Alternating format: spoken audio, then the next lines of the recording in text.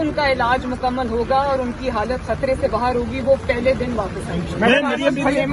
باجوہ پہ جو الزامات لگے ہیں یہ اس دور کے الزامات ہیں جب آپ کی حکومت تھی، وزیر اعظم نواز شریف کی حکومت تھی، تو کیا وجہ تھی کہ آپ اپنے ماتحتوں کے اوپر آپ کی حکومت نگرانی نہیں کر سکی؟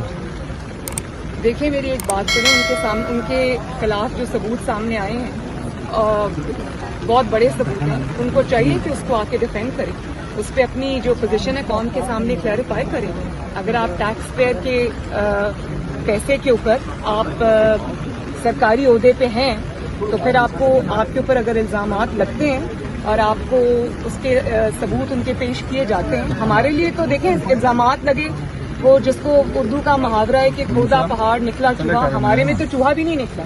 لیکن پھر بھی وہ سزائیں بھی کاٹی، ایک نہیں دو نہیں تین مرتبہ سزائیں کاٹی۔ لیکن اگر آپ کے اوپر کوئی لگا ہے الزام، اس کے ثبوت سامنے آئے ہیں تو آپ کو قانون کا سامنا کرنے سے کترانا نہیں چاہیے۔ پارٹی کوئی قانونی کارروائی کرے گی؟ پارٹی میں بھی سیاسی اختلافات کی باتیں کر رہے ہیں لوگ، میاں پارٹی شہباز جو شریف کرے کے گی حوالے وہ سے پارٹی خود ڈیسائیڈ کرے گی۔ جی فرمائیے۔ میاں شہباز شریف کے حوالے سے کہا جا رہا ہے کہ شاید کسی قسم کے کوئی اختلافات ہیں جو ایک بات بہت ضروری ہے، اور احمد نورانی اگر کوئی چیز نکال کے لائیں تو ان کو دھمکیاں نہیں دینی چاہیے، ان کے الزامات کا جواب دینا چاہیے، رسیدیں پیش کرنی چاہیے، اور آپ کے پاس اگر کوئی جواب ہے تو دیں۔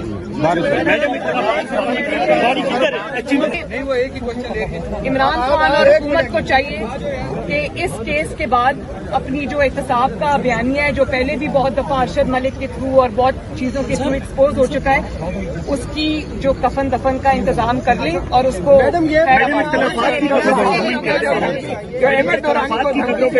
جھوٹے تھے، ان کی بیٹی پہ جھوٹے مقدمات بنائے گئے۔ میں تو کبھی سرکاری افسر نہیں رہی، میں کبھی سرکاری پوزیشن میں نہیں رہی۔ اگر نواز شریف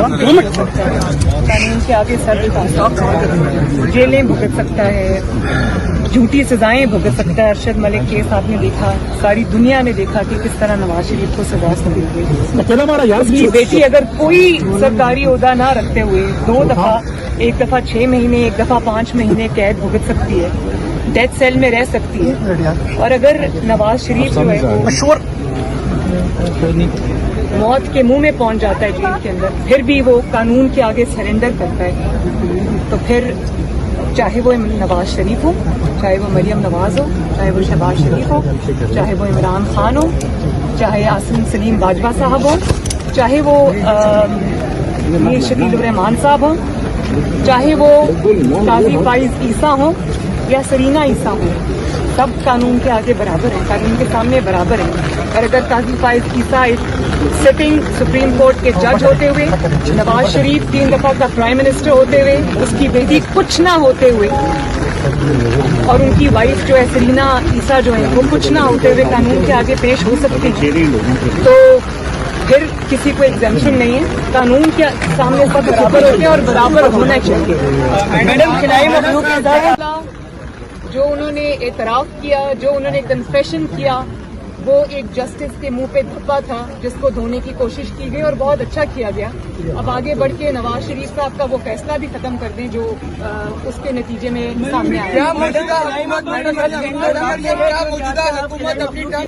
کہ عمران خان کہا کرتے تھے کہ نواز شریف باہر چلے گئے تو میرا تو جو احتساب کا نیریٹو ہے وہ بہت کمزور ہو گیا، پھر وہ کہا کرتے تھے کہ فلاں کو بیل مل گئی، فلاں کو بیل مل گئی، فلاں چھوٹ گیا، فلاں کو کورٹ نے ریلیف دے دی تو میرا احتساب کا نیریٹو کمزور ہو گیا۔ تو میں یہ سوال کرنا چاہتی ہوں عمران خان سے اور ان کی حکومت سے کہ آج جب آصم سلیم باجوہ صاحب پہ الزام لگے ہیں ثبوتوں کے ساتھ، تو احتساب کا نیریٹو کس غار میں بیٹھ کے سو رہا ہے، یا وہ کہاں چھپا ہوا ہے جس میں احتساب کے نیریٹو کو آج کوئی چیلنج نہیں ہے؟ تو آگے بڑھیں اور بتائیں لوگوں کو کہ وہ بھی احتساب اس میں بھی بلیو کرتے ہیں۔ سی پیک کا منصوبہ اس سے اثر انداز نہیں ہوگا؟ ہمیں کہا جا رہا ہے کہ بھارت کی سازش تھی۔ اس طرح کے سوالات کا جواب، ان کا جواب نہ سازش ہے، نہ سی پیک کا کوئی بہانہ ہے،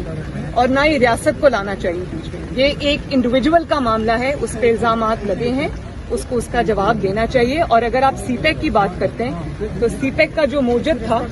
سی پیک کا جو بانی ہے نواز شریف، جو $60 ارب کی انویسٹمنٹ پاکستان میں لے کے آیا،